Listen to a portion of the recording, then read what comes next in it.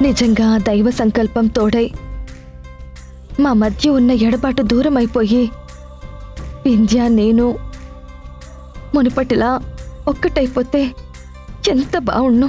అవ్వకూడదు. దీనికి దైవశక్తి కూడా అనుకూలించకూడదు. ఎందుకంటే స్నేహం అనే ముసుగులో అది చేసిన మోసం చాలు. నేను కోల్పోయింది చాలు. ఇంకా ఇంకా నేను నష్టపోలేను. మనకి తెలియకుండా మోసపోతే అది అమాయకత్వం అవుతుంది.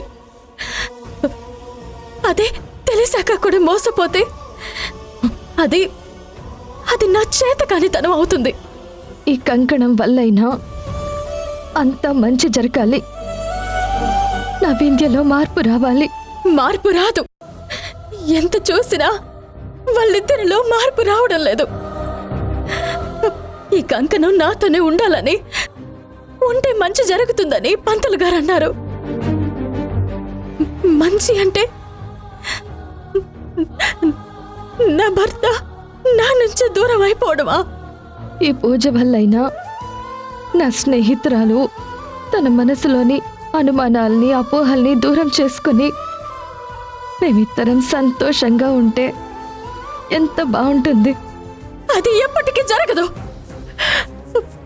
మేము హ్యాపీగా ఉండడం కాదు, నా భర్తతో తను ఆనందంగా ఉండాలనుకుంటుంది. ఇలాంటి స్నేహితురాలు నాకొద్దు. ఒకప్పుడు మా ఇద్దరు అనుబంధాన్ని దూరం చేయొద్దు అని ఆ దేవుణ్ణి వేడుకున్నాను. ఇప్పుడు అదే దేవుణ్ణి మా బంధాన్ని తెంచేయమని ప్రార్థిస్తున్నాను. నా వింధ్య నేను తొందరలోనే కలిసి సంతోషంగా ఉండబోతున్నామన్న దానికి సంకేతమైన ఈ కంకణాన్ని నేను జాగ్రత్తగా చూసుకోవాలి.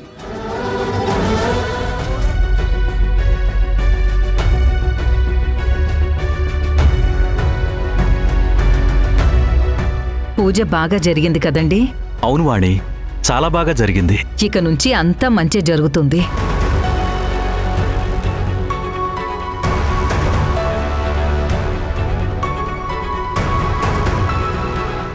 నువ్వేంట్రా అలా ఉన్నావు? అమ్మా అది చెప్పు నాన్నా. ఇంకెప్పుడు ఇలాంటి పూజలు అవి పెట్టొద్దమ్మా.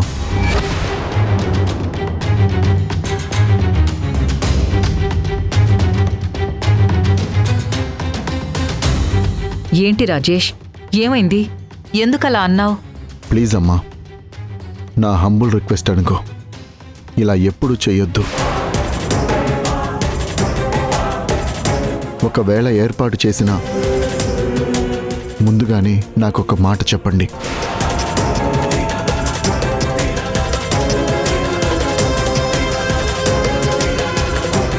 ఇలా రెండు ఫ్యామిలీస్ని కలిపి పూజలు, దోష నివారణలు అంటూ నీ ఇష్టం వచ్చినట్లు నువ్వు ప్లాన్ చేస్తే ఎలా అమ్మా? అదేంట్రా అలా మాట్లాడుతున్నావు? రాజేష్, నీకు పూజ చేయడం ఇష్టం లేదా? లేదా రెండు ఫ్యామిలీలు కలిపి పూజ చేయడం ఇష్టం లేదా? అసలు నువ్వేం చెప్పాలనుకుంటున్నావు?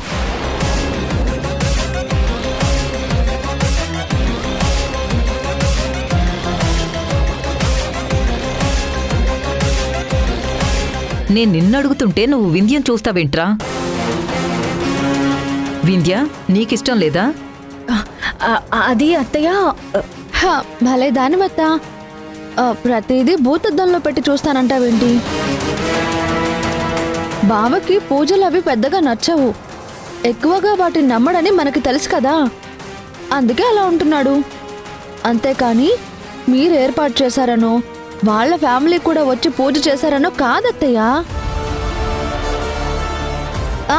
అసలు సంధ్య తన ఫ్యామిలీతో రావడం బావకి వింధ్య సిస్టర్కి ఇద్దరికీ ఆనందమే కదా. ఏం బావా?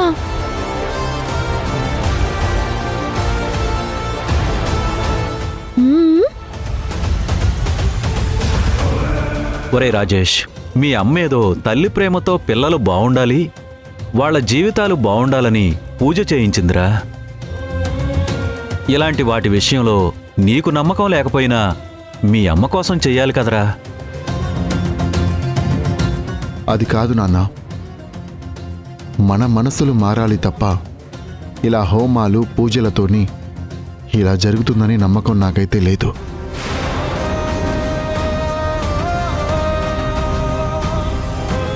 మన మనసులో ఉండాలమ్మా మనం పాజిటివ్గా థింక్ చేయాలి అని. ఇప్పుడు నెగిటివ్గా ఎవరు థింక్ చేస్తున్నారా చెప్పు? ఎవరున్నారత్తా? ఇంట్లో అందరం పాజిటివ్గానే ఆలోచించే వాళ్ళం ఉన్నాం. ఇంకా సంధ్య గురించి వాళ్ళ ఫ్యామిలీ గురించి బావకే బాగా తెలుసు. వాళ్ళందరూ మంచి వాళ్లే కదా. రాజేష్, ఎంత మానవ ప్రయత్నం ఉన్నా దైవ సంకల్పం, ఆశీర్వాదం కూడా అవసరం నాన్నా. అందుకే నేను ఈ పూజ జరిపించాను. చూస్తూ ఉండు, మంచి మార్పు కనిపిస్తుంది, మంచి ఫలితాలే వస్తాయి. అమ్మా, నేను మీ మాట కాదంటం లేదు, కానీ రాజేష్ గారు,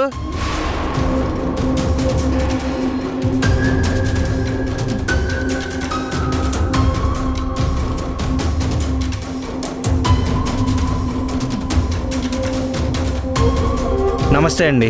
నమస్తే. ఏంటండి ఇలా వచ్చారు? మీకోసమని మీ ఫోన్కి ట్రై చేశాను, కానీ కాల్ కలవట్లేదు. అందుకే ఎమ్మెల్యే గారు ఈ చెక్ మీకు స్వయంగా ఇచ్చి రమ్మని నన్ను పంపించారు. చెక్ ఏంటి? అదేనండి, రాజేష్ గారు సంధ్య అనే ఆవిడ కోసం లోన్ కోసం మా సార్ని వచ్చి కలిశారు. ఆ లోన్కి సంబంధించిన చెక్ ఇది. లోన్ శాంక్షన్ అయింది.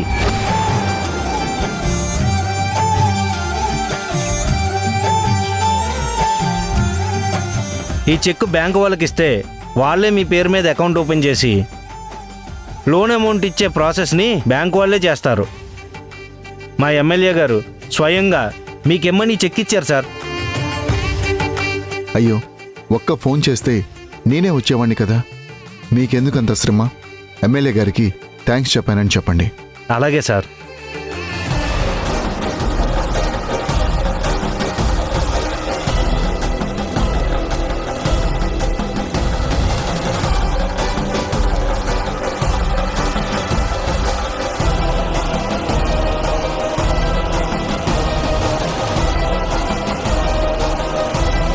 అదేంటి రాజేష్, చెక్కిస్తుంటే తీసుకోకుండా ఆగిపోయావే?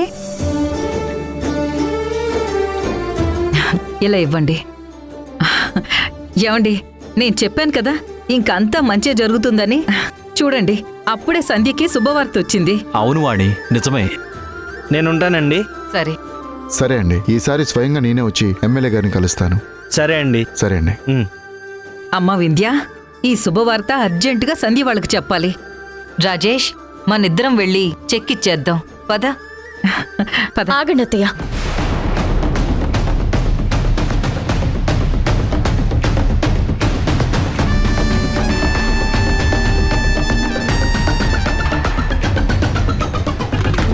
మీరు సంధ్య వాళ్ళ ఇంటికి వెళ్ళడానికి వీల్లేదు.